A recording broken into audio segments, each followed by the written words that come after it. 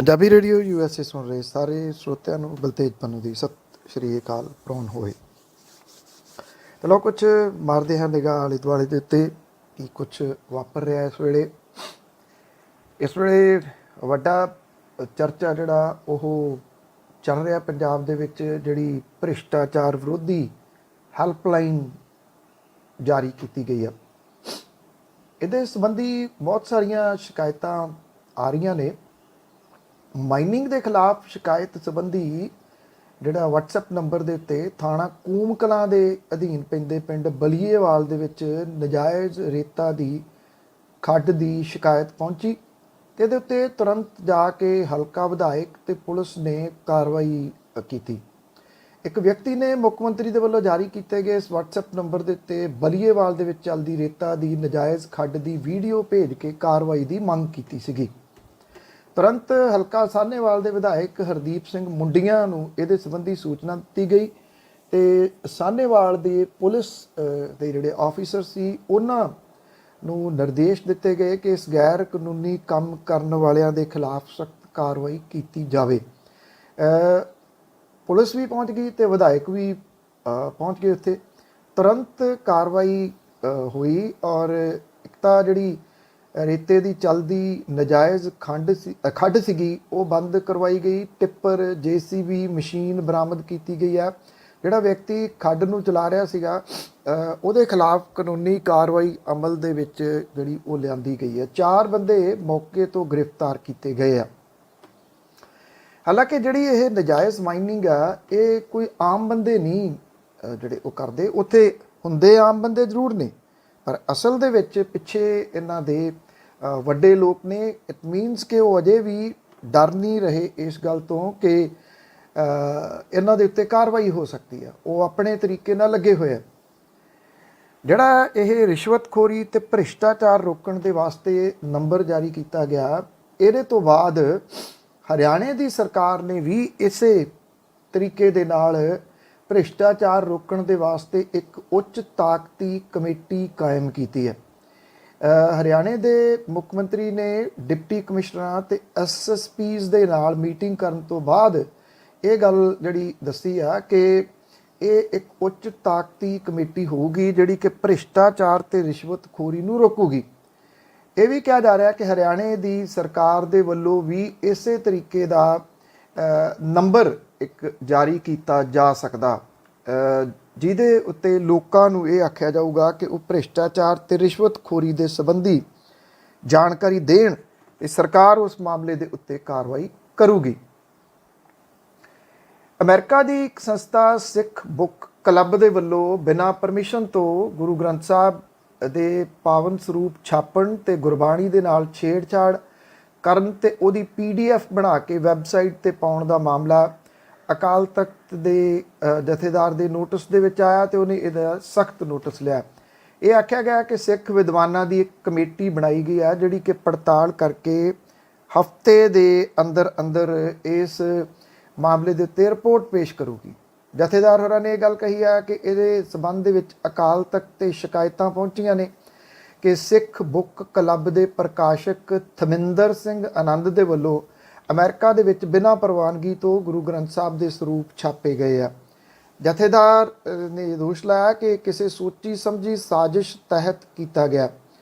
ਥਮਿੰਦਰ ਸਿੰਘ ਨੇ ਕੁਝ ਸਾਲ ਪਹਿਲਾਂ ਵੀ ਚਾਈਨਾ ਤੋਂ ਸਰੂਪ ਛਪਵਾ ਕੇ ਅਮਰੀਕਾ ਭੇਜਣ ਦੀ ਕੋਸ਼ਿਸ਼ ਕੀਤੀ ਸੀ। ਉਸ ਵੇਲੇ ਸ਼੍ਰੋਮਣੀ ਕਮੇਟੀ ਦੇ ਵੱਲੋਂ ਅੰਮ੍ਰਿਤਸਰ ਦੇ ਥਾਣਾ E ਡਿਵੀਜ਼ਨ ਦੇ ਵਿੱਚ ਕੇਸ ਦਰਜ ਕਰਵਾਇਆ ਗਿਆ ਸੀ ਔਰ ਇਹ ਵੀ ਕਿਹਾ ਗਿਆ ਕਿ ਸਿੱਖ ਵਿਦਵਾਨਾਂ ਦੀ ਇੱਕ ਕਮੇਟੀ ਬਣਾਈ ਗਈ ਆ ਜਿਹੜੀ ਕਿ 1 ਹਫ਼ਤੇ ਦੇ ਅੰਦਰ ਰਿਪੋਰਟ ਭੇਜੂਗੀ ਤੇ ਅਜਿਹੇ ਪ੍ਰਸ਼ਾਸਕ ਦੇ ਖਿਲਾਫ ਵੱਡੀ ਪੱਧਰ ਦੇ ਉੱਤੇ ਕਾਰਵਾਈ ਜਿਹੜੀ ਉਹ ਕੀਤੀ ਜਾ ਸਕਦੀ ਹੈ।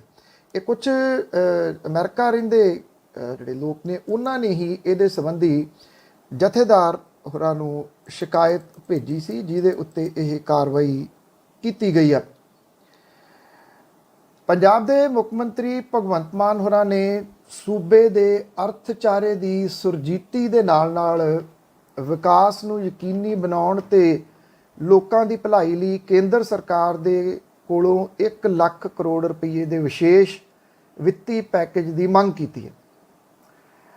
ਸੰਸਦ ਭਵਨ ਦੇ ਵਿੱਚ ਪ੍ਰਧਾਨ ਮੰਤਰੀ ਦੇ ਨਾਲ ਉਹਨਾਂ ਨੇ ਇਹਨਾਂ ਦੇ ਦਫ਼ਤਰ ਦੇ ਵਿੱਚ ਮੁਲਾਕਾਤ ਕੀਤੀ। ਪ੍ਰਧਾਨ ਮੰਤਰੀ ਨੂੰ ਸੂਬੇ ਦੀ ਇਸ ਵੇਲੇ ਤਰਸਯੋਗ ਜਿਹੜੀ ਵਿੱਤੀ ਹਾਲਤ ਹੈ ਉਹਦੇ ਬਾਰੇ ਜਾਣੂ ਕਰਵਾਉਂਦਿਆਂ ਭਗਵੰਤ ਮਾਨ ਹੋਰਾਂ ਨੇ ਕਿਹਾ ਕਿ ਪਿਛਲੀਆਂ ਸਰਕਾਰਾਂ ਸੂਬੇ ਦੇ ਸਿਰ 3 ਲੱਖ ਕਰੋੜ ਰੁਪਈਏ ਦਾ ਕਰਜ਼ਾ ਛੱਡ ਗਈਆਂ ਨੇ। ਸੂਬੇ ਨੂੰ ਅਗਲੇ 2 ਸਾਲਾਂ ਲਈ ਪ੍ਰਤੀ ਸਾਲ 50,000 ਕਰੋੜ ਰੁਪਈਏ ਦਾ ਵਿੱਤੀ ਪੈਕੇਜ ਤੁਰੰਤ ਦਿੱਤਾ ਜਾਵੇ ਤਾਂ ਕਿ ਲੀਹੋਂ ਲੱਥੀ ਆਰਥਿਕਤਾ ਮੁੜ ਕੇ ਲੀਹ ਦੇ ਉੱਤੇ ਲਿਆਂਦੀ ਜਾ ਸਕੇ। ਭਗਵੰਤ ਮਾਨ ਹੋਰਾਂ ਨੇ ਬਾਅਦ ਦੇ ਵਿੱਚ ਪੱਤਰਕਾਰਾਂ ਦੇ ਨਾਲ ਗੱਲਬਾਤ ਕਰਦਿਆਂ ਇਹ ਆਖਿਆ ਕਿ ਉਹਨਾਂ ਨੂੰ ਇਸ ਗੱਲ ਦਾ ਪੂਰਾ ਯਕੀਨ ਹੈ ਕਿ ਤੀਜੇ ਸਾਲ ਦੇ ਦੌਰਾਨ ਪੰਜਾਬ ਦਾ ਅਰਥਚਾਰਾ ਸਵੈ ਨਿਰਭਰ ਤੇ ਵਿੱਤੀ ਪੱਖੋਂ ਸਥਿਰ ਹੋ ਜਾਊਗਾ। ਭਗਵੰਤ ਮਾਨ ਹੋਰਾਂ ਨੇ ਇਹ ਗੱਲ ਕਹੀ ਕਿ ਉਹਨਾਂ ਦੀ ਸਰਕਾਰ ਸੂਬੇ ਤੋਂ ਮਾਫੀਏ ਦਾ ਮੁਕੰਮਲ ਸਫਾਇਆ ਕਰਕੇ ਖਾਲੀ ਖਜ਼ਾਨਾ ਭਰਨ ਲਈ ਠੋਸ ਯਤਨ ਕਰੂਗੀ। ਔਰ ਮੁੱਖ ਮੰਤਰੀ ਦਾ ਅਹੁਦਾ ਸੰਭਾਲਣ ਤੋਂ ਬਾਅਦ ਇਹ ਪ੍ਰਧਾਨ ਮੰਤਰੀ ਹੋਰਾਂ ਦੇ ਨਾਲ ਉਹਨਾਂ ਦੀ ਪਹਿਲੀ ਮੀਟਿੰਗ ਸੀ। ਇਹਨੂੰ ਸਫਲ ਤੇ ਉਸਾਰੂ ਦੱਸਦਿਆਂ ਹੋਇਆ ਭਗਵੰਤ ਮਾਨ ਹੋਰਾਂ ਨੇ ਇਹ ਗੱਲ ਕਹੀ ਆ ਕਿ ਪ੍ਰਧਾਨ ਮੰਤਰੀ ਨੇ ਪੰਜਾਬ ਨੂੰ ਮੁੜ ਕੇ ਰੰਗਲਾ ਸੂਬਾ ਬਣਾਉਣ ਲਈ ਹਰ ਸੰਭਵ ਸਹਾਇਤਾ ਤੇ ਪੂਰਾ ਸਹਿਯੋਗ ਦੇਣ ਦਾ ਭਰੋਸਾ ਦਿੱਤਾ। ਮੁੱਖ ਮੰਤਰੀ ਹੋਰਾਂ ਨੇ ਇਹ ਗੱਲ ਕਹੀ ਹੈ ਕਿ ਜੇ ਪੰਜਾਬ ਵਿਕਾਸ ਦੀਆਂ ਪਲਾਂਘਾਂ ਤੇਜ਼ ਪੱਟੂਗਾ ਤਾਂ ਇਹਦੇ ਨਾਲ ਭਾਰਤ ਵੀ ਖੁਸ਼ਹਾਲ ਹੋਊਗਾ। ਪੰਜਾਬੀ ਦੇ ਪ੍ਰਸਿੱਧ ਕਵੀ ਪ੍ਰੋਫੈਸਰ ਮੋਹਨ ਸਿੰਘ ਹੋਰਾਂ ਦੀ ਕਵਿਤਾ ਦੇ ਵਿੱਚੋਂ ਉਹਨਾਂ ਨੇ ਕੁਝ ਜਿਹੜੀਆਂ ਸਤਰਾਂ ਨੇ ਪ੍ਰੋਫੈਸਰ ਮੋਹਨ ਸਿੰਘ ਹੋਰਾਂ ਦੀਆਂ ਲਿਖੀਆਂ ਉਹਦਾ ਹਵਾਲਾ ਦੇ ਕੇ ਆਖਿਆ ਕਿ ਭਾਰਤ ਹੈ ਵਾਂਗ ਮੁੰਦਰੀ ਵਿੱਚ ਨਗ ਪੰਜਾਬ ਦਾ। ਔਰ ਉਹਨਾਂ ਨੇ ਇਹ ਕਿਹਾ ਕਿ ਬੀਤੇ ਸਮੇਂ ਦੇ ਵਿੱਚ ਕੁਝ ਗਲਤ ਸਰਕਾਰਾਂ ਦੇ ਫੈਸਲਿਆਂ ਕਰਕੇ ਇਸ ਨਗ ਦੀ ਚਮਕ ਫਿੱਕੀ ਪਈ ਹੈ। SIT ਨੇ ਗੁਰੂ ਗ੍ਰੰਥ ਸਾਹਿਬ ਦੀ ਬੇਅਦਬੀ ਤੋਂ ਬਾਅਦ ਉਹਦੇ ਅੰਗ ਗਲੀਆਂ ਦੇ ਵਿੱਚ ਖਿਲਾਰਨ ਇਤਰਾਜ਼ਯੋਗ ਪੋਸਟਰ ਲਾਉਣ ਦੇ ਮਾਮਲੇ ਦੇ ਵਿੱਚ ਡੇਰਾ ਸੱਚਾ ਸੌਦਾ ਦੇ ਮੁਖੀ ਗੁਰਮੀਤ ਰਾਮ ਰਹੀਮ ਨੂੰ ਮੁਲਜ਼ਮ ਵਜੋਂ ਨਾਮਜ਼ਦ ਕੀਤਾ। ਇਸ ਮਾਮਲੇ ਦੇ ਵਿੱਚ 7 ਡੇਰਾ ਪ੍ਰੇਮੀਆਂ ਦੇ ਖਿਲਾਫ ਜਿਹੜੀ ਸਿੱਟ ਹੈ ਉਹਨੇ ਪਹਿਲਾਂ ਹੀ ਚਲਾਨ ਪੇਸ਼ ਕੀਤਾ ਹੋਇਆ। ਜਾਂਚ ਟੀਮ ਨੇ ਅਦਾਲਤ ਨੂੰ ਇਹ ਦੱਸਿਆ ਕਿ ਇਸ ਮਾਮਲੇ ਦੇ ਵਿੱਚ ਸਾਜ਼ਿਸ਼ ਰਚਣ ਦੇ ਵਿੱਚ ਡੇਰਾ ਸੱਚਾ ਸੌਦਾ ਮੁਖੀ ਗੁਰਮੀਤ ਰਾਮ ਰਹੀਮ ਵੀ ਸ਼ਾਮਲ ਹੈ ਜੋ ਕਿ ਇਸ ਸਮੇਂ ਸੁਨਾਰੀਆ ਜੇਲ੍ਹ ਦੇ ਵਿੱਚ ਨਜ਼ਰਬੰਦ ਹੈ। ਜੁਡੀਸ਼ੀਅਲ ਮੈਜਿਸਟ੍ਰੇਟ ਨੇ ਸੁਨਾਰੀਆ ਜੇਲ੍ਹ ਦੇ ਸੁਪਰਡੈਂਟ ਨੂੰ ਲਿਖਤੀ ਹਦਾਇਤ ਕੀਤੀ ਆ ਕਿ ਡੇਰਾ ਮੁਖੀ ਨੂੰ 4 ਮਈ ਨੂੰ ਸਵੇਰੇ 10 ਵਜੇ ਵੀਡੀਓ ਕਾਨਫਰੰਸਿੰਗ ਰਾਹੀਂ ਅਦਾਲਤ ਦੇ ਵਿੱਚ ਪੇਸ਼ ਕੀਤਾ ਜਾਵੇ। ਹਾਲਾਂਕਿ ਜਾਂਚ ਟੀਮ ਦੀਆਂ ਕੋਸ਼ਿਸ਼ਾਂ ਦੇ ਬਾਵਜੂਦ ਡੇਰਾ ਸੱਚਾ ਸੌਦਾ ਮੁਖੀ ਫਰੀਦਕੋਟ ਅਦਾਲਤ ਦੇ ਵਿੱਚ ਪੇਸ਼ ਨਹੀਂ ਹੋ ਸਕਿਆ, ਜਦੋਂ ਕਿ ਜਾਂਚ ਟੀਮ ਡੇਰਾ ਮੁਖੀ ਤੋਂ ਸੁਨਾਰੀਆ ਜੇਲ੍ਹ ਦੇ ਵਿੱਚ ਜਾ ਕੇ 2 ਵਾਰੀ ਇਹਦੇ ਸੰਬੰਧੀ ਪੁੱਛਗਿੱਛ ਕਰ ਚੁੱਕੀ ਹੋਈ ਹੈ। ਅੱਗੋਂ ਇਹਦੀ ਹੁਣ ਜਿਹੜੀ ਸੁਣਵਾਈ ਆ ਉਹ ਮਈ ਮਹੀਨੇ ਦੇ ਵਿੱਚ ਹੋਊਗੀ ਔਰ 4 ਮਈ ਨੂੰ ਡੇਰਾ ਮੁਖੀ ਨੂੰ ਵੀਡੀਓ ਕਾਨਫਰੰਸਿੰਗ ਦੇ ਰਾਹੀਂ ਇਸ ਸਬੰਧ ਦੇ ਵਿੱਚ ਪੇਸ਼ ਕੀਤਾ ਜਾਊਗਾ। 2015 ਦੇ ਅਕਤੂਬਰ ਦੇ ਵਿੱਚ ਵਾਪਰੀਆਂ ਇਹਨਾਂ ਗੁਰੂ ਗ੍ਰੰਥ ਸਾਹਿਬ ਦੀਆਂ ਘਟਨਾਵਾਂ ਦੇ ਇਨਸਾਫ ਦੇ ਮਾਮਲੇ ਦੇ ਉੱਤੇ ਬਹੁਤ ਸਾਰਾ ਕੁਝ ਹੁਣ ਤੱਕ ਕਿਹਾ ਜਾ ਚੁੱਕਿਆ। 15 ਦੇ ਵਿੱਚ ਅਕਾਲੀ ਭਾਜਪਾ ਸਰਕਾਰ ਨੇ ਤੇ ਉਸ ਤੋਂ ਬਾਅਦ ਬਣੀ ਕਾਂਗਰਸ ਦੀ ਸਰਕਾਰ ਨੇ ਇਹਨਾਂ ਮਾਮਲਿਆਂ ਦੇ ਉੱਤੇ ਸਵਾਏ ਸਿੱਟ ਬਣਾਉਣ ਤੋਂ ਕੁਝ ਨਹੀਂ ਕੀਤਾ। ਇਹ ਜਾਂਚ ਇਸ ਤੋਂ ਬਾਅਦ ਕਿਸ ਤਣ ਪੱਤਣ ਲੱਗਦੀ ਆ ਆਉਂਦੇ ਦਿਨਾਂ ਦੇ ਦੌਰਾਨ ਕਲੀਅਰ ਹੋਊਗਾ। ਪੰਜਾਬ ਦੇ ਵਿੱਚ ਰਾਜ ਸਭਾ ਦੀਆਂ 5 ਸੀਟਾਂ ਤੋਂ ਆਮ ਆਦਮੀ ਪਾਰਟੀ ਦੇ 5 ਉਮੀਦਵਾਰ ਬਿਨਾਂ ਮੁਕਾਬਲਾ ਜੇਤੂ ਕਰਾਰ ਦਿੱਤੇ ਗਏ ਆ।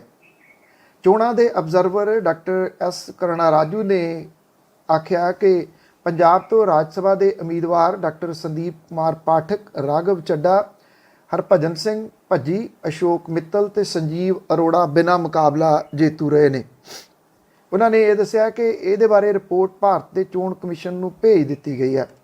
ਆਪ ਦੇ 5 ਉਮੀਦਵਾਰਾਂ ਨੇ 21 ਮਾਰਚ ਨੂੰ ਆਪਣੇ ਨਾਮਜ਼ਦਗੀ ਪੱਤਰ ਦਾਖਲ ਕੀਤੇ ਸੀਗੇ। 24 ਮਾਰਚ ਕੱਲ ਜਿਹੜੀ ਸੀ ਉਹ ਕਾਗਜ਼ ਵਾਪਸ ਲੈਣ ਦੀ ਆਖਰੀ ਤਰੀਕ ਸੀ। ਕਿਸੇ ਨੇ ਨਾਮਜ਼ਦਗੀ ਕਾਗਜ਼ ਵਾਪਸ ਨਹੀਂ ਲਏ ਤੇ ਨਾ ਕਾਂਗਰਸ ਦੇ ਵੱਲੋਂ ਜਿਹਦੇ ਤੋਂ ਉਮੀਦ ਸੀ ਉਹਨੇ ਕੋਈ ਕਿਸੇ ਉਮੀਦਵਾਰ ਨੇ ਕਾਗਜ਼ ਭਰੇ 21 ਮਾਰਚ ਨੂੰ। ਜਦੋਂ ਕਿਸੇ ਹੋਰ ਨੇ ਭਰੇ ਨਹੀਂ ਤੇ ਇਹਨਾਂ ਚੋਂ ਕਿਸੇ ਨੇ ਵਾਪਸ ਨਹੀਂ ਲਏ ਤਾਂ ਇਹਨਾਂ ਦੀ ਜਿੱਤ ਦਾ ਰਾਹ ਪੱਧਰਾ ਹੋ ਗਿਆ ਸੀ। ਕੋਈ ਵੋਟਾਂ ਦੀ ਲੋੜ ਨਹੀਂ ਪਈ ਕਿਉਂਕਿ ਮੁਕਾਬਲੇ ਦੇ ਵਿੱਚ ਕੋਈ ਹੋਰ ਨਹੀਂ ਸੀ। ਇੱਕ ਵਿਵਾਦ ਪਿਛਲੇ ਦਿਨਾਂ ਤੋਂ ਚੱਲਦਾ ਰਿਹਾ ਕਿ ਇਹਦੇ ਵਿੱਚ ਦੋ ਗੈਰ ਪੰਜਾਬੀ ਜਿਹੜੇ ਕਿਉਂ ਸ਼ਾਮਲ ਕੀਤੇ ਗਏ ਆ। ਸੋਸ਼ਲ ਮੀਡੀਆ ਦੇ ਉੱਤੇ ਖਾਸ ਤੌਰ ਦੇ ਉੱਤੇ ਇਹ ਵਿਵਾਦ ਵਾਹਵਾ ਭਖਿਆ ਰਿਹਾ ਪਿਛਲੇ ਦਿਨਾਂ ਦੇ ਦੌਰਾਨ। ਹੁਣ ਜਦੋਂ ਕਿ 5 ਇਹ ਰਾਜ ਸਭਾ ਦੇ ਵਾਸਤੇ ਚੁਣੇ ਗਏ ਆ ਤੇ ਇਹਨਾਂ ਦੀ ਰਾਜ ਸਭਾ ਵਿਚਲੀ ਕਾਰਗੁਜ਼ਾਰੀ ਦੇ ਉੱਤੇ ਵੀ ਨੇੜਿਓਂ ਅੱਖ ਰਹੇਗੀ ਕਿ ਇਹਨਾਂ ਦੀ ਕਾਰਗੁਜ਼ਾਰੀ ਪੰਜਾਬ ਸੰਬੰਧੀ ਕਿਹੋ ਜਿਹੀ ਰਹਿੰਦੀ ਆ। ਕਾਂਗਰਸ ਦੀ ਪ੍ਰਧਾਨ ਸੋਨੀਆ ਗਾਂਧੀ ਹੋਰਾਂ ਨੇ ਪਾਰਟੀ ਦੀ ਮੈਂਬਰਸ਼ਿਪ ਮੁਹਿੰਮ ਤੇ ਮੌਜੂਦਾ ਸਿਆਸੀ ਹਾਲਾਤ ਤੇ ਚਰਚਾ ਲਈ ਜਨਰਲ ਸਕੱਤਰਾਂ ਤੇ ਸੂਬਾ ਇੰਚਾਰਜਾਂ ਦੀ 26 ਮਾਰਚ ਨੂੰ ਮੀਟਿੰਗ ਸੱਦੀ ਹੈ। ਕਾਂਗਰਸ ਦੇ ਜਨਰਲ ਸਕੱਤਰ ਕੇ.ਸੀ. ਵੇਣੂਗੋਪਾਲ ਮੀਟਿੰਗ ਦੀ ਪ੍ਰਧਾਨਗੀ ਕਰਨਗੇ। ਪਾਰਟੀ ਦੇ ਹੈੱਡਕੁਆਰਟਰ ਦੇ ਵਿੱਚ ਇਸ ਮੀਟਿੰਗ 'ਚ ਸਾਰੇ ਜਨਰਲ ਸਕੱਤਰ ਤੇ ਸੂਬਿਆਂ ਦੇ ਇੰਚਾਰਜਾਂ ਨੂੰ ਹਾਜ਼ਰ ਹੋਣ ਦੇ ਵਾਸਤੇ ਆਖਿਆ ਗਿਆ। ਮੀਟਿੰਗ ਦੇ ਦੌਰਾਨ ਪਾਰਟੀ ਪ੍ਰਧਾਨ ਸੋਨੀਆ ਗਾਂਧੀ ਵੀ ਹਾਜ਼ਰ ਰਹਿਣਗੇ। ਪਾਰਟੀ ਦੀ ਮੈਂਬਰਸ਼ਿਪ ਮੁਹਿੰਮ ਦੇ ਨਾਲ ਪਾਰਟੀ ਵੱਲੋਂ ਭਵਿੱਖ 'ਚ ਚਲਾਈਆਂ ਜਾਣ ਵਾਲੀਆਂ ਗਤੀਵਿਧੀਆਂ ਦੀ ਸਮੀਖਿਆ ਕੀਤੀ ਜਾਊਗੀ। ਇਹ ਕਿਹਾ ਜਾ ਰਿਹਾ ਹੈ ਕਿ ਜਿਹੜੇ ਸੂਬਿਆਂ ਦੇ ਪ੍ਰਧਾਨਾਂ ਦੇ ਅਸਤੀਫੇ ਲਏ ਗਏ ਸੀ 5 ਦੇ, ਉਹਨਾਂ ਸੂਬਿਆਂ ਨੂੰ ਸੰਭਾਵੀ ਰੂਪ ਦੇ ਵਿੱਚ ਨਵੇਂ ਪ੍ਰਧਾਨ ਵੀ ਮਿਲ ਸਕਦੇ ਆ। ਪੰਜਾਬ ਦੇ ਪ੍ਰਧਾਨਗੀ ਦੇ ਵਾਸਤੇ ਇਸ ਵੇਲੇ ਜ਼ੋਰ ਅਜ਼ਮਾਈ ਹੋ ਰਹੀ ਆ। ਸੁਖਜਿੰਦਰ ਸਿੰਘ ਰੰਧਾਵਾ, ਪ੍ਰਤਾਪ ਸਿੰਘ ਬਾਜਵਾ ਹੋਰੀ ਖਾਸ ਤੌਰ ਦੇ ਉੱਤੇ ਇਸ ਪ੍ਰਧਾਨਗੀ ਦੇ ਵਾਸਤੇ ਚਾਹਵਾਨ ਦੱਸੇ ਜਾ ਰਹੇ ਆ। ਜੇ ਪ੍ਰਤਾਪ ਸਿੰਘ ਬਾਜਵਾ ਹੋਰੀ ਪ੍ਰਧਾਨ ਬਣਦੇ ਆ ਤੇ ਸੁਖਜਿੰਦਰ ਸਿੰਘ ਰੰਧਾਵਾ ਹੋਰੀ ਫਿਰ ਵਿਧਾਨ ਸਭਾ ਦੇ ਵਿੱਚ ਵਿਰੋਧੀ ਧਿਰ ਦੇ ਨੇਤਾ ਹੋ ਸਕਦੇ ਆ। ਜੇ ਸੁਖਜਿੰਦਰ ਸਿੰਘ ਰੰਧਾਵਾ ਬਣਦੇ ਆ ਤੇ ਫਿਰ ਵਿਰੋਧੀ ਧਿਰ ਦੇ ਨੇਤਾ ਵਜੋਂ ਰਾਜਾ ਵੜਿੰਗ ਜਾਂ ਪ੍ਰਤਾਪ ਸਿੰਘ ਬਾਜਵਾ ਹੋਰਾਂ ਦੇ ਵਿਚਾਲੇ ਜਿਹੜੀ ਉਹ ਦੌੜ ਲੱਗ ਸਕਦੀ ਆ। ਸੂਤਰ ਇਹ ਵੀ ਦੱਸਦੇ ਆ ਕਿ ਸੁਨੀਲ ਜਾਖੜ ਹੋਰਾਂ ਨੂੰ ਵੀ ਅੱਖੋਂ ਪਰੋਖੇ ਨਹੀਂ ਕੀਤਾ ਜਾ ਸਕਦਾ ਪ੍ਰਧਾਨਗੀ ਦੇ ਦੌੜ ਦੇ ਵਿੱਚ। ਸੁਨੀਲ ਜਾਖੜ ਹੋਰਾਂ ਨੇ ਬੇਸ਼ੱਕ ਚੋਣਾਂ ਦੇ ਦੌਰਾਨ ਇਹ ਗੱਲ ਆਖੀ ਸੀ ਕਿ ਉਹ ਸਰਗਰਮ ਰਾਜਨੀਤੀ ਤੋਂ ਸੰਨਿਆਸ ਲੈ ਰਹੇ ਆ, ਪਰ ਅੱਜ ਕੱਲ੍ਹ ਉਹ ਵਾਹਵਾ ਸਰਗਰਮ ਨਜ਼ਰ ਆਉਂਦੇ ਆ ਤੇ ਕਾਂਗਰਸ ਨੂੰ ਚੋਖੀਆਂ ਸਲਾਹਾਂ ਦੇ ਰਹੇ ਆ। ਜਦੋਂ ਕੈਪਟਨ ਅਮਰਿੰਦਰ ਸਿੰਘ ਹੋਰਾਂ ਨੂੰ ਲਾਂਭੇ ਕੀਤਾ ਗਿਆ ਗੱਦੀਓਂ ਤੇ ਉਦੋਂ ਬਾਅਦ ਉਸ ਵੇਲੇ ਸੁਨੀਲ ਜਾਖੜ ਹੋਰਾਂ ਦਾ ਹੱਥ ਮੁੱਖ ਮੰਤਰੀ ਦੀ ਕੁਰਸੀ ਨੂੰ ਪੈਂਦਾ ਰਹਿ ਗਿਆ ਸੀਗਾ ਅੰਬਿਕਾ ਸੋਨੀ ਦੀ ਵਜ੍ਹਾ ਕਰਕੇ। ਉਹ ਦਰਦ ਨਾਲ ਲਈ ਫਿਰਦੇ ਸੁਨੀਲ ਜਾਖੜ ਹੋਰੀ ਵੀ ਇਹ ਸਮਝਦੇ ਆ ਕਿ ਸ਼ਾਇਦ ਪ੍ਰਧਾਨਗੀ ਉਹਨਾਂ ਦੀ ਝੋਲੀ ਦੇ ਵਿੱਚ ਪੈ ਸਕਦੀ ਆ। ਪੈਂਦੀ ਆ ਜਾਂ ਨਹੀਂ ਇਹ ਆਉਂਦੇ ਦਿਨ ਦੱਸਣਗੇ। ਪਿਛਲੇ ਦਿਨੀ ਮੁੱਖ ਮੰਤਰੀ ਭਗਵੰਤ ਮਾਨ ਹੋਰਾਂ ਨੇ ਇਹ ਐਲਾਨ ਕੀਤਾ ਸੀਗਾ ਕਿ ਪੰਜਾਬ ਵਿਧਾਨ ਸਭਾ ਦੇ ਵਿੱਚ ਸ਼ਹੀਦਾਂ ਦੇ ਬੁੱਤ ਲਾਏ ਜਾਣਗੇ। ਇਹਦੇ ਸੰਬੰਧੀ ਹੁਣ ਇੱਕ ਨਵੀਂ ਜਾਣਕਾਰੀ ਤੇ ਨਵਾਂ ਜਿਹੜਾ ਉਹ ਇਨਫੋਰਮੇਸ਼ਨ ਸਾਹਮਣੇ ਆਈ ਆ ਕਿ ਬੁੱਤ ਜਿਹੜੇ ਲਾਏ ਜਾਣੇ ਨੇ ਉਹ ਇਸ ਵਿਧਾਨ ਸਭਾ ਕੰਪਲੈਕਸ ਦੇ ਵਿੱਚ ਲਾਏ ਨਹੀਂ ਜਾ ਸਕਣੇ ਕਿਉਂਕਿ ਇਹਨੂੰ ਵਿਸ਼ਵ ਵਿਰਾਸਤ ਇਮਾਰਤ ਦਾ ਦਰਜਾ ਪ੍ਰਾਪਤ ਹੈ ਤੇ ਜਿਹੜੀ ਇਮਾਰਤ ਨੂੰ ਵਿਸ਼ਵ ਵਿਰਾਸਤ ਦਾ ਦਰਜਾ ਪ੍ਰਾਪਤ ਹੁੰਦਾ ਉਹਦੇ ਵਿੱਚ ਕੋਈ ਵੀ ਤਬਦੀਲੀ ਬਿਨਾਂ ਪ੍ਰਵਾਨਗੀ ਤੋਂ ਨਹੀਂ ਕੀਤੀ ਜਾ ਸਕਦੀ। ਕਾਂਗਰਸੀ ਆਗੂ ਤੇ ਵਿਧਾਇਕ ਪ੍ਰਤਾਪ ਸਿੰਘ ਬਾਜਵਾ ਨੇ ਮੁੱਖ ਮੰਤਰੀ ਭਗਵੰਤ ਮਾਨ ਹੋਰਾਂ ਨੂੰ ਚਿੱਠੀ ਲਿਖ ਕੇ ਕਿਹਾ ਕਿ ਵਿਧਾਨ ਸਭਾ 'ਚ ਬੁੱਤ ਲਾਉਣ ਦੇ ਬਾਰੇ ਅਫਸਰਾਂ ਨੇ ਅਸਲ ਤੱਥ ਲੁਕੋਏ ਆ ਤੇ ਤੱਥ ਛਪਾਉਣ ਵਾਲੇ ਅਫਸਰਾਂ ਦੇ ਖਿਲਾਫ ਕਾਰਵਾਈ ਕੀਤੀ ਜਾਵੇ। ਇਸ ਚਿੱਠੀ ਦੇ ਵਿੱਚ ਉਹਨਾਂ ਨੇ ਲਿਖਿਆ ਕਿ ਵਿਧਾਨ ਸਭਾ ਕੰਪਲੈਕਸ ਨੂੰ ਵਿਸ਼ਵ ਵਿਰਾਸਤ ਦਾ ਦਰਜਾ ਹਾਸਲ ਹੈ ਤੇ ਕੰਪਲੈਕਸ ਦੇ ਵਿੱਚ ਕਿਸੇ ਵੀ ਤਰ੍ਹਾਂ ਦੀ ਤਬਦੀਲੀ ਲਈ ਸੰਬੰਧਿਤ ਅਥਾਰਟੀ ਤੋਂ ਪ੍ਰਵਾਨਗੀ ਲੈਣੀ ਜ਼ਰੂਰੀ ਹੁੰਦੀ ਹੈ। ਉਹਨਾਂ ਨੇ ਇਹ ਗੱਲ ਕਹੀ ਹੈ ਕਿ ਉਹਨਾਂ ਖੁਦ ਵੀ ਸਦਨ ਦੇ ਵਿੱਚ ਇਹ ਸੋਚ ਕੇ ਬੁੱਤ ਲਾਏ ਜਾਣ ਦਾ ਮਸ਼ਵਰਾ ਦਿੱਤਾ ਸੀਗਾ ਕਿ ਅਫਸਰਾਂ ਨੇ ਇਹਦੇ ਬਾਰੇ ਪੂਰਾ ਹੋਮਵਰਕ ਕੀਤਾ ਹੋਊਗਾ, ਪਰ ਅਧਿਕਾਰੀਆਂ ਨੇ ਬੁੱਤ ਲਾਉਣ ਦੇ ਬਾਰੇ ਤੱਥ ਲੁਕੋ ਲਏ। ਉਹਨਾਂ ਮੁੱਖ ਮੰਤਰੀ ਤੋਂ ਇਹ ਮੰਗ ਕੀਤੀ ਕਿ ਜਿਹੜੇ ਅਧਿਕਾਰੀਆਂ ਨੇ ਇਸ ਤਰ੍ਹਾਂ ਦੀ ਕੁਤਾਹੀ ਕੀਤੀ ਆ ਉਹਨਾਂ ਦੇ ਖਿਲਾਫ ਕਾਰਵਾਈ ਕੀਤੀ ਜਾਵੇ। ਦੂਜੇ ਪਾਸੇ ਸਰਕਾਰੀ ਧਿਰ ਇਹ ਕਹਿੰਦੀ ਆ ਕਿ ਸਦਨ ਨੇ ਬੁੱਤ ਲਾਉਣ ਲਈ ਯੋਗ ਕਾਰਵਾਈ ਕਰਨ ਦੀ ਹਾਲੇ ਸਿਫਾਰਿਸ਼ ਕੀਤੀ ਹੈ। ਪੰਜਾਬ ਵਿਧਾਨ ਸਭਾ ਦੇ ਸੈਸ਼ਨ ਦੇ ਦੌਰਾਨ ਸਰਬਸੰਮਤੀ ਦੇ ਨਾਲ ਵਿਧਾਨ ਸਭਾ ਕੰਪਲੈਕਸ ਦੇ ਵਿੱਚ ਸ਼ਹੀਦ ਆਜ਼ਮ ਭਗਤ ਸਿੰਘ, ਬਾਬਾ ਸਾਹਿਬ ਭੀਮ ਰਾਓ ਅੰਬੇਦਕਰ ਤੇ ਮਹਾਰਾਜਾ ਰਣਜੀਤ ਸਿੰਘ ਦੇ ਬੁੱਤ ਲਾਏ ਜਾਣ ਦਾ ਮਤਾ ਪਾਸ ਕੀਤਾ ਗਿਆ ਸੀਗਾ। ਮੁੱਖ ਮੰਤਰੀ ਹੋਰਾਂ ਨੇ ਇਸ ਮੌਕੇ ਕਿਹਾ ਸੀਗਾ ਕਿ ਸਦਨ ਪੰਜਾਬ ਸਰਕਾਰ ਨੂੰ ਪੁਰਜ਼ੋਰ ਸਿਫਾਰਿਸ਼ ਕਰਦਾ ਹੈ ਕਿ ਬੁੱਤ ਲਾਉਣ ਲਈ ਯੋਗ ਕਾਰਵਾਈ ਕੀਤੀ ਜਾਵੇ। ਅਕਾਲੀ ਭਾਜਪਾ ਗੱਠਜੋੜ ਵੇਲੇ ਅਕਤੂਬਰ 16 ਦੇ ਵਿਧਾਨ ਸਭਾ ਸੈਸ਼ਨ 'ਚ ਡਾਕਟਰ ਭੀਮ ਰਾਓ ਅੰਬੇਦਕਰ ਹੋਰਾਂ ਦਾ ਬੁੱਤ ਲਾਉਣ ਦੀ ਵਿਉਂਤ ਸੀ। ਉਸ ਤੋਂ ਪਹਿਲਾਂ ਯੂਟੀ ਪ੍ਰਸ਼ਾਸਨ ਤੋਂ ਇਹਦੇ ਬਾਰੇ ਪ੍ਰਵਾਨਗੀ ਮੰਗੀ ਗਈ ਸੀ। ਸਤੰਬਰ 16 ਦੇ ਵਿੱਚ ਯੂਟੀ ਪ੍ਰਸ਼ਾਸਨ ਨੇ ਬੁੱਤ ਲਾਉਣ ਦੀ ਪ੍ਰਵਾਨਗੀ ਨਹੀਂ ਦਿੱਤੀ ਸੀ। ਇੱਕ ਵਾਰੀ ਵਿਧਾਨ ਸਭਾ ਕੰਪਲੈਕਸ ਦੇ ਫਰਸ਼ ਦੀ ਭੰਨ ਤੋੜ ਵੀ ਸ਼ੁਰੂ ਕੀਤੀ ਗਈ ਸੀ ਤੇ ਇਤਰਾਜ਼ ਖੜੇ ਹੋਣ ਮਗਰੋਂ ਵਿਰਾਸਤੀ ਇਮਾਰਤ ਹੋਣ ਕਰਕੇ ਮੁੜ ਕੇ ਪੁਰਾਣਾ ਫਰਸ਼ ਲਾਉਣਾ ਪੈ ਗਿਆ ਸੀ। ਮਤਲਬ ਕਿ ਇਹ ਜਿਹੜੀ ਗੱਲ ਪ੍ਰਤਾਪ ਸਿੰਘ ਬਾਜਵਾ ਹੋਰਾਂ ਨੇ ਆਖੀ ਆ ਉਹਨੂੰ ਬਿਲਕੁਲ ਅੱਖੋਂ ਪਰੋਖੇ ਨਹੀਂ ਕੀਤਾ ਜਾ ਸਕਦਾ। ਵਿਧਾਨ ਸਭਾ ਚੋਣਾਂ ਦੇ ਵਿੱਚ ਬੁਰੇ ਤਰੀਕੇ ਦੇ ਨਾਲ ਹਾਰਨ ਵਾਲੀ ਔਰ 3 ਸੀਟਾਂ ਦੇ ਉੱਤੇ ਸਿਮਟ ਜਾਣ ਵਾਲਾ ਅਕਾਲੀ ਦਲ ਬਾਦਲ ਇਸ ਵੇਲੇ ਜਿਹੜਾ ਹਾਰ ਮੰਥਨ ਦੇ ਵਿੱਚ ਲੱਗਿਆ ਹੋਇਆ। ਹਾਰ ਮੰਥਨ ਕਰਨ ਦੀ ਕਿੰਨੀ ਕੁ ਲੋੜ ਹੈ, ਇਹ ਵੈਸੇ ਇਉਂ ਲੱਗਦਾ ਹੈ ਕਿ ਸ਼ਾਇਦ ਮਹਿਜ਼ ਖਬਰਾਂ ਤੱਕ ਸੀਮਤ ਹੈ, ਕਿਉਂਕਿ ਹਾਰ ਕਿਉਂ ਹੋਈ ਹੈ ਜੇ ਅਜੇ ਤੱਕ ਵੀ ਅਕਾਲੀ ਦਲ ਬਾਦਲ ਨੂੰ ਨਹੀਂ ਪਤਾ ਲੱਗਿਆ ਤੇ ਫਿਰ ਕੋਈ ਸਿਆਣੀ ਗੱਲ ਨਹੀਂ ਕਹੀ ਜਾ ਸਕਦੀ। ਹੁਣ ਪਾਰਟੀ ਦੇ ਨਿਘਾਰ ਤੋਂ ਅਕਾਲੀ ਆਗੂ ਚਿੰਤਤ ਨੇ। ਇਹ ਕਿਹਾ ਗਿਆ ਕਿ ਸੁਖਬੀਰ ਸਿੰਘ ਬਾਦਲ ਨੇ ਸੀਨੀਅਰ ਆਗੂਆਂ ਤੇ ਆਧਾਰਿਤ 16 ਮੈਂਬਰੀ ਇੱਕ ਕਮੇਟੀ ਦਾ ਗਠਨ ਕੀਤਾ। ਵਿਧਾਨ ਸਭਾ ਚੋਣਾਂ ਦੇ ਨਤੀਜਿਆਂ ਦੇ ਮੱਦੇਨਜ਼ਰ ਪਾਰਟੀ ਦੀ ਕਾਰਜਸ਼ੈਲੀ, ਜਥੇਬੰਦਕ ਢਾਂਚਾ, ਪਾਰਟੀ ਨੂੰ ਸਿਧਾਂਤਕ ਲੀਹਾਂ ਤੇ ਲਿਆਉਣ ਲਈ ਪਾਰਟੀ ਦੀਆਂ ਨੀਤੀਆਂ ਦੇ ਵਿੱਚ ਵੱਡੀਆਂ ਤਬਦੀਲੀਆਂ ਤੇ ਪਿੰਡ ਪੱਧਰ ਤੱਕ ਪਾਰਟੀ ਦੇ ਵਿੱਚ ਦੁਬਾਰਾ ਤੋਂ ਕਮੇਟੀਆਂ ਬਣਾਉਣ ਦੇ ਵਾਸਤੇ ਕਮੇਟੀ ਦਾ ਗਠਨ ਕੀਤਾ ਗਿਆ।